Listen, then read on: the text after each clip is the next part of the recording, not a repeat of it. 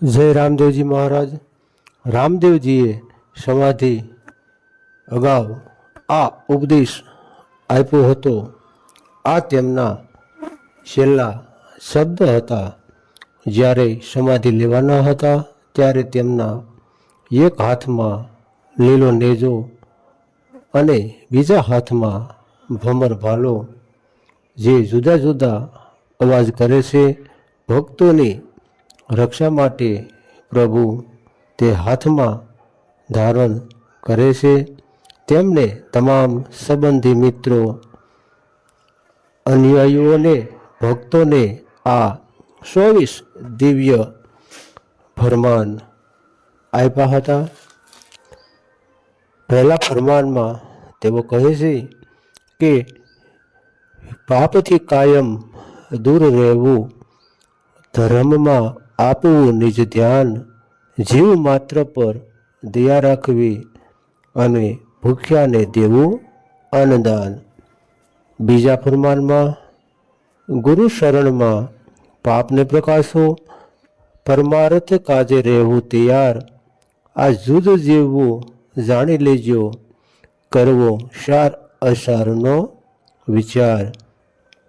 ત્રીજા ફરમાનમાં કહે છે કે વાદ વિવાદ કે નિંદા ચેષ્ટા કરવી શોભે નહીં, આ ગતના ગોઠીને આવતા વાયકને હેતે વધાવવું, આ નિજ અંતર ઢંઢોળીને. ચોથા ફરમાનમાં કહે છે ગુરુપદની સેવા પ્રથમ પદ જાણો, મળે જ્ઞાન સારને ધાર, ધણી ઉપર ધારણા રાખો તો ઉપજે આ ભક્તિ તણી લાર. પાંચમા ફરમાનમાં કહે છે તનથી ઉજળા મનથી મેલા, આ ધરે આ ભગવો વેશ, તે જન તમે જાણો નુગરા કે જેને મુખડે નૂર નહીં લવલેશ. છઠ્ઠા ફરમાનમાં કહે છે સેવાનું માતમ છે મોટું, જેમાં તે છે સનાતન ધર્મ નિજાર, આ જતી સતીના ધર્મને જાણો, તજી મોહ માયાની આ જંજાળ.